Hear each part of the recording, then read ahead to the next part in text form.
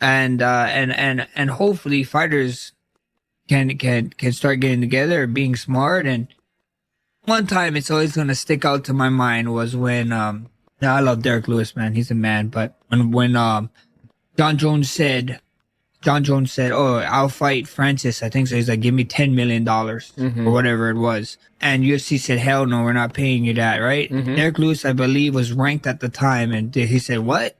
You want to do this for 10? Give me a meal. I'll fight Francis now." It's like, man, we cannot be doing that, brother. You need to be like, "Yeah, John." You needed to almost stand in John's corner, be like, "Yeah, John, you deserve 10. Go get that 10." Because guess what? If you fighting for 10, then it looks like your base pay probably comes up too. You know what I mean? This guy's making it. So I hope that that these new fighters coming in, just know your worth, man. The main thing I would say, know your worth, know what it is. It's gonna suck, you know what I mean? We was on some 3-3. 3-3. Yeah, bro, and we was in some heated conversations when we was getting back into that talk. So at the end of the day, hold your ground, bro. UFC know what your worth is. And quick heads up. Max Holloway thinks fighters already know how to get better pay from the UFC, but they need to work together. Fighter pay has always been a hot topic in the UFC, with many athletes frustrated about their earnings compared to boxing. In a recent chat with Demetrius Johnson, Holloway explained that real change only happens when fighters unite during contract talks. He believes that cutting each other's throats destroys their bargaining power. Holloway pointed to the John Jones and Francis Ngannou situation as proof, where Jones wanted $10 million for a fight. Then Derek Lewis jumped in offering to do it for around $1 million, which Holloway says hurts everyone's chances at better money. He thinks fighters should back each other's demands instead of lowballing if they want serious pay bumps. But when I went out for that last round, I was 100% certain that I'm either going to stop this guy or I'm going to knock him out. Wow. And when I got that takedown, I got on top, got in the choke, started landing. I was starting to, but just too little, too late. And I could feel he didn't want to be there anymore. I could feel it. Really? But based on what? 100%. Just on the way he looked, just on the way he felt. I could feel when I got on top of him, I could feel he went, oh. Wow. And, but he was on top for the whole fight, basically. But, I know I can make that man quit. So you never lost faith. He didn't break your will. You always believed till the dying seconds. There's not a man alive that can break my will. Okay. TKO Group Holdings president Mark Shapiro just spoke about fighter pay after promising fighters would benefit from the UFC's massive $7.7 billion Paramount deal. Dana White pledged pay increases and already boosted performance bonuses from $50,000 in January, plus added a new $25,000 finish bonus. But some fighters say they haven't seen any real change in their paychecks. Shapiro responded at the Morgan Stanley conference, explaining their margins jumped from 33.5% to nearly 40%, and those numbers include fighter pay increases they take seriously. He highlighted the bonus structure changes as evidence of improvements, even though those bonuses aren't guaranteed at every event.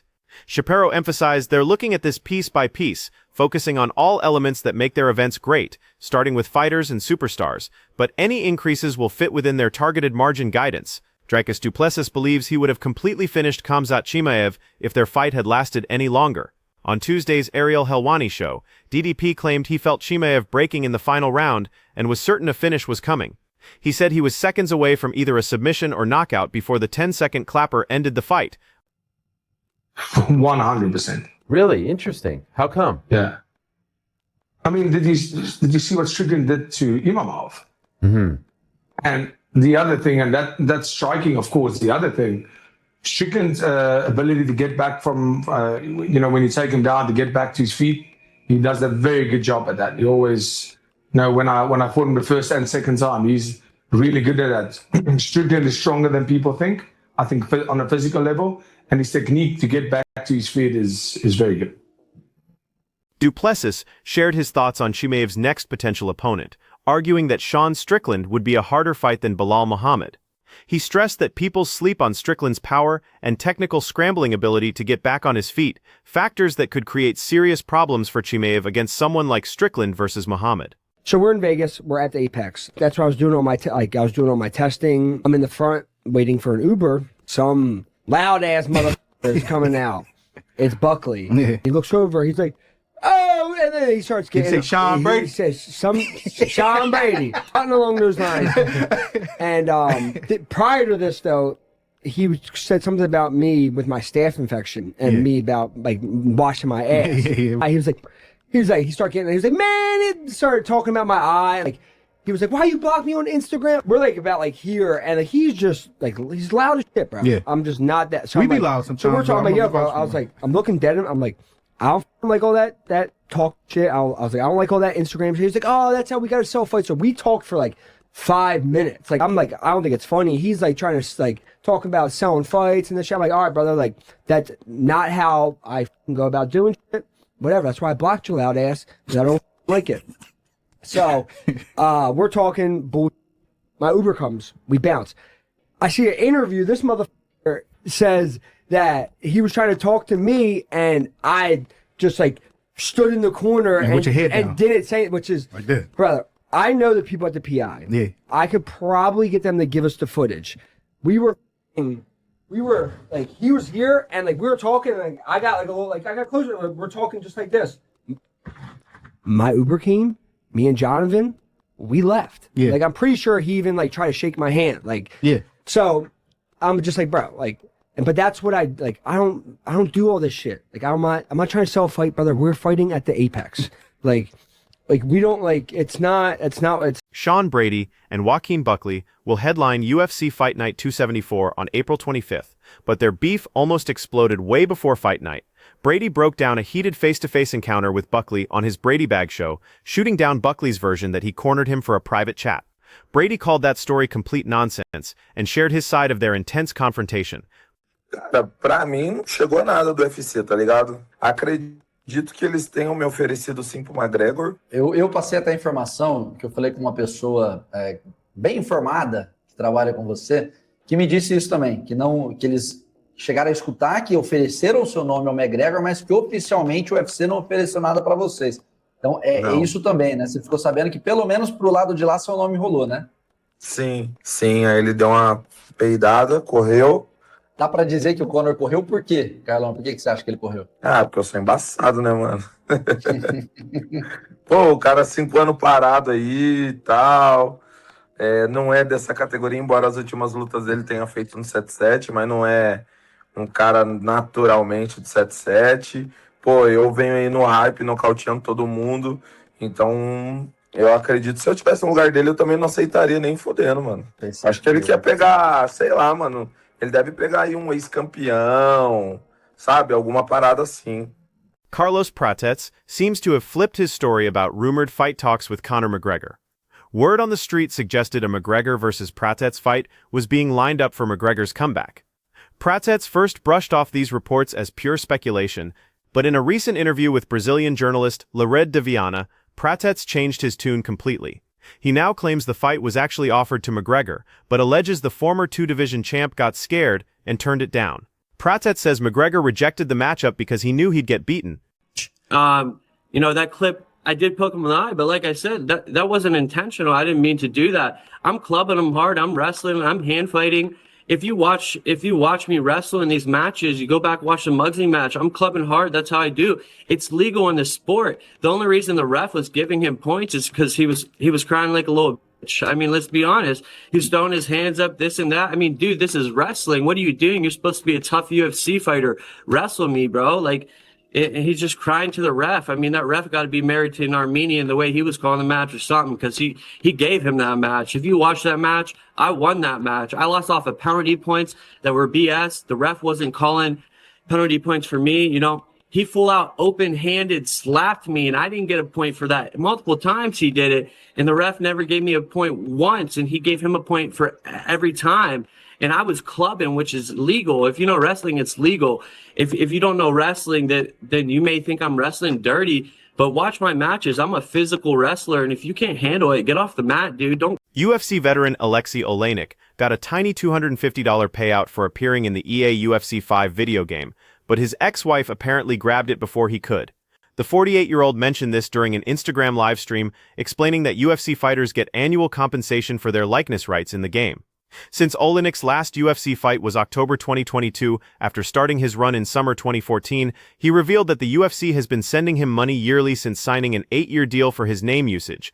He said his ex-wife quickly transferred the $250 to her own account from their shared bank account that he used for UFC payments. Georgio Poullas has pulled out of his grappling match against Arman Tsarukyan set for next week at Hype FC in Brazil. RAF co-founder Chad Bronstein says they're now working to set up the fight under the RAF banner instead. Oolo had accepted the Hype FC offer, with CEO Armand Martirosyan saying Oolo originally asked for $500,000, but they agreed on a lower amount. RAF co-founders Chad Bronstein and Izzy Martinez explained why Oolo withdrew and why they think the rematch belongs in RAF. Bronstein stated that RAF Su 6 created one of this year's biggest combat sports moments, and while everyone wants the rematch, some things belong where they started, and that stage is RAF. Martinez added that after the first encounter's intensity, a rematch between Armand and George was inevitable, with unfinished business best settled on a real American freestyle stage.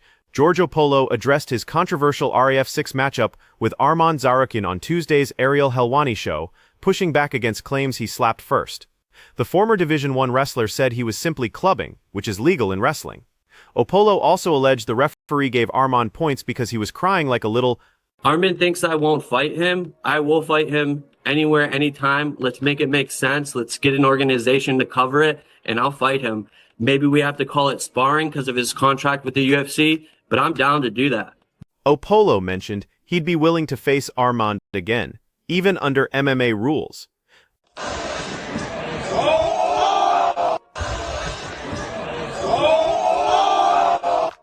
During the same interview, George maintained his claim that he's never been taken down while filming social media content.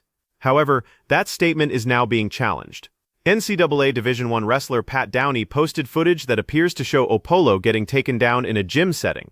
Les tengo una novedad ahorita que me topan el tema de UFC rápido. Michael Morales, 11 de julio aquí en Las Vegas por el título. Muy bien. Así de rápido. Así. No que yo no puedo decir, va a pelear en la Casa Blanca, no va a pelear en la Casa Blanca, por favor. Va a pelear por el título. El 11 de julio, Mira. aquí en Vegas. Muy bien. ¿Eh? What do you think about these clips and Oolo's statements? Drop your thoughts in the comments below. We might have an answer on Islam Makhachev's next opponent. Recently, Makhachev's manager Ali Abdelaziz shot down reports linking the UFC welterweight champion to Ian Machado Gary, suggesting a bigger fight was brewing instead. Now there's a new name in the mix. Jackie Enriquez from UFC Espanol reports that Belal Muhammad is expected to challenge Makhachev next. The title fight is reportedly targeted for July 11th in Las Vegas.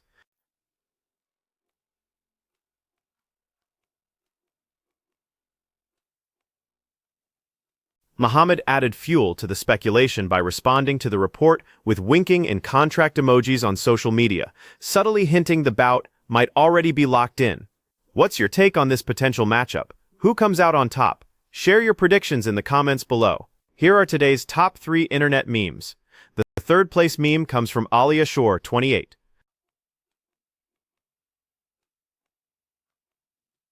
Second place goes to a meme from Hailtone Lopez.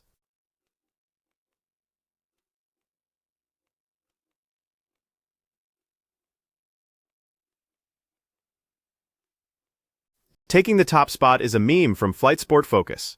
Thanks for watching, everyone. Smash that like button and subscribe for your daily MMA fix. See you tomorrow.